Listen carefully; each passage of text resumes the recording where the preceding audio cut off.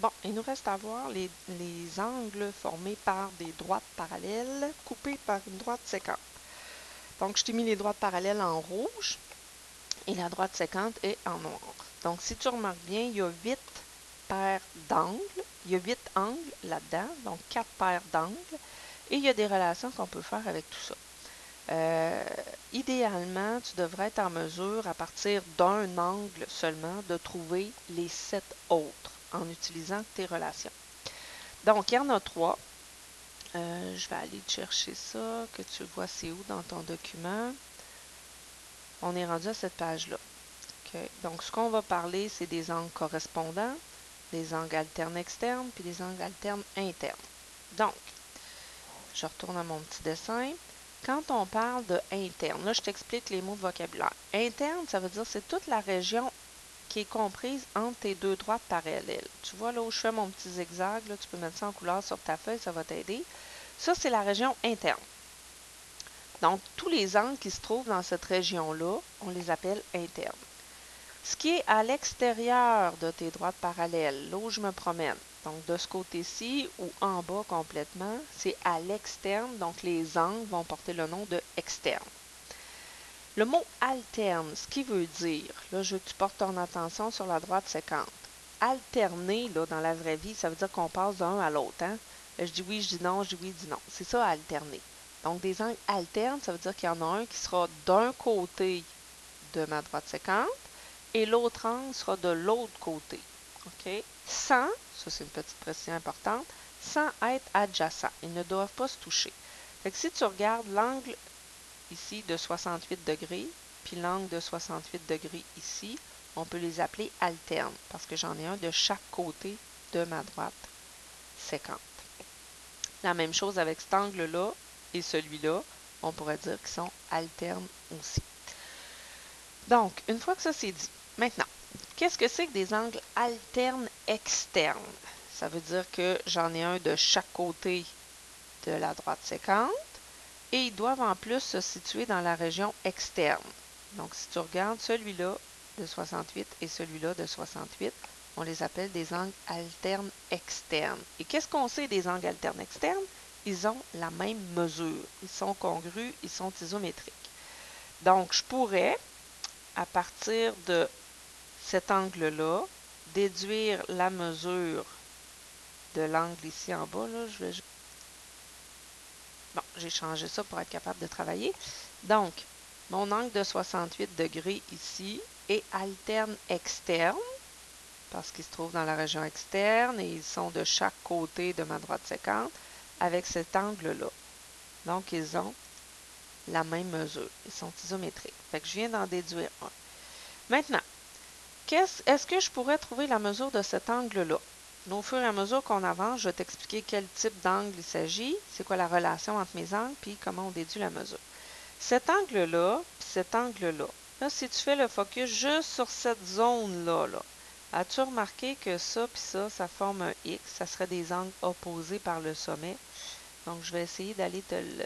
Non, non plus, lui. Donc, comme justification, j'écrirais que mon angle, ici je le nomme, forme un angle de 68 degrés parce qu'il est opposé par le sommet avec celui-là. Donc, ça, c'est des angles opposés par le sommet. Je peux m'en servir aussi, là. Ensuite de ça, on avait des angles alternes internes. Alterne interne, c'est le même principe, un de chaque côté de ma droite séquente, mais cette fois-ci, il faut qu'il se trouve dans la région interne.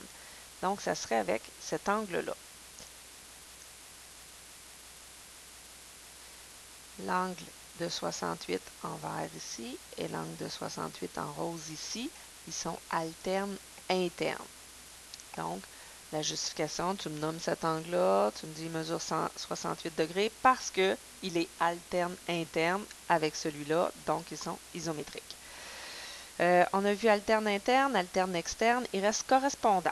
Correspondant, j'ai un truc pour t'aider à le retenir.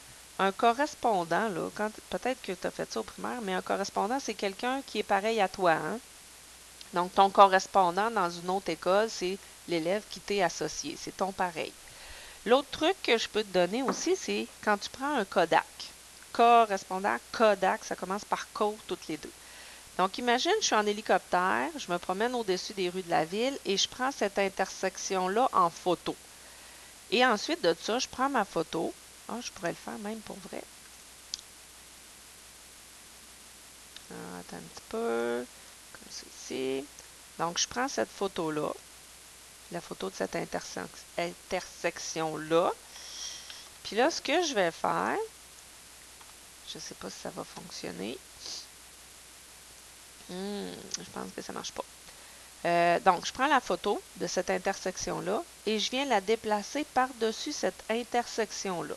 Quel angle correspondrait à l'angle de 68 degrés en rose ici? Ça serait celui-là. Donc, ces deux angles-là sont correspondants. Puis des angles correspondants sont isométriques. La même chose avec cet angle-là. Je prends ma photo, je la déplace par-dessus l'intersection qui est ici. Je me rends compte que ces deux angles-là arrivent un par-dessus l'autre. Donc, ils sont correspondants. Puis les angles correspondants ont la même mesure. Bon, fait que là, si on continue à faire notre déduction de mesure d'angle, est-ce que je pourrais trouver la mesure ici? Ou celle-là? Tiens, allons-y avec celle-là.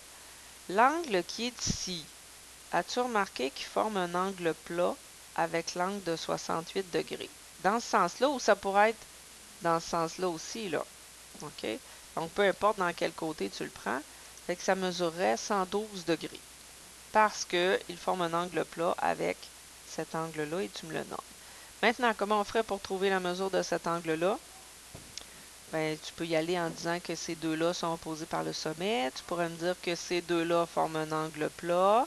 Il y a plein de façons possibles. Je vais essayer pas là. Comme ça ici. Donc, on a un autre 112 degrés. Si tu veux te vérifier, tout ça ensemble, c'est censé donner 360 degrés, hein, parce que c'est un cercle complet. Donc, c'est une façon de te vérifier à l'examen si c'est correct. Maintenant, est-ce qu'on serait capable de trouver lui? Oui, tu pourrais me dire qu'il est alterne interne avec l'angle orange. Tu pourrais me dire qu'il est correspondant avec l'angle bleu.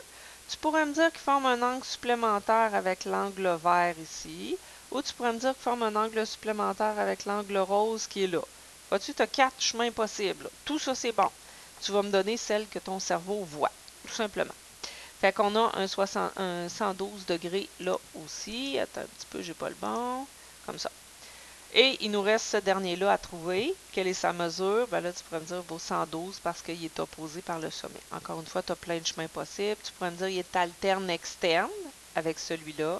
Tu pourrais me dire qu'il est correspondant avec celui-là. Donc, tout ça, c'est bon.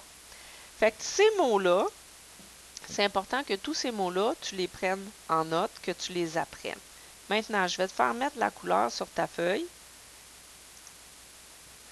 Partout où je mets de la couleur, ça sera les justifications que tu as à apprendre par cœur. Donc, ça, c'est à apprendre par cœur. Ça, c'est à apprendre par cœur. Ça ici aussi, là, c'est certain que tes noms d'angles, ils vont changer, hein, dépendamment du problème, tu n'auras pas les mêmes angles. Ça ici, tu mets ça en couleur. Donc, tout ça, c'est à écrire sur ton aide-mémoire. C'est ce qu'il faut apprendre par cœur. Ça, c'est à apprendre par cœur. Ce bout-là, alterne, tu n'as rien à faire avec. C'est juste pour te dire qu'est-ce que c'était des angles alternes. Mais on s'en sert. Juste alterne, on s'en sert pas. C'est toujours alterne interne ou alterne externe. Fait que ça résume en gros ce qu'on a appris dans la section 6.2.